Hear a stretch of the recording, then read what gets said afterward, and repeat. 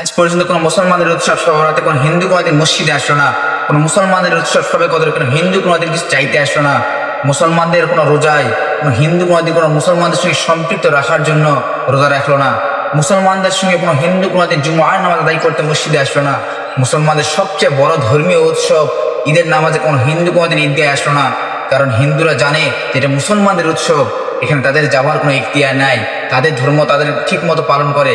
কিন্তু তুমি মুসলমান হয়ে কেমন করে হিন্দুদের দুর্গা পূজায় যাও? তুমি মুসলমান হয়ে কেমন করে হিন্দু দুর্গা পূজায় যাই উৎসব পালন করো? তবে কেমন মুসলমান তুমি? সবকিছু জানার পর তোমার হিন্দুদের দুর্গা মেলায় যাও। তোমার কি হলো মুসলমান?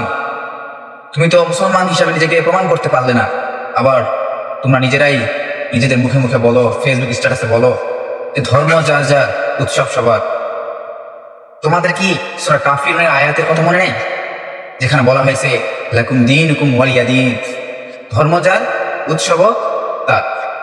সুতরাং তোমরা মুসলমান হয়ে কিভাবে পারলে যে জায়গায় সরাসরি আল্লাহর সঙ্গে শরীক করা হয়, যেখানে আল্লাহ তাআলা সবচেয়ে বেশি ঘৃণিত যে কাজকে ঘৃণা করে সেটা হচ্ছে আল্লাহর সঙ্গে শরীক করা, এমন জায়গায় তোমরা যাই উৎসব করো, এমন জায়গায় যাই তোমরা নাচানাচি করো, এমন জায়গায় যাই তোমরা দর্শন করো, তোমরা কেমন মুসলমান? তোমাদের কি আল্লাহর শাস্তির একটুও ভয় নাই?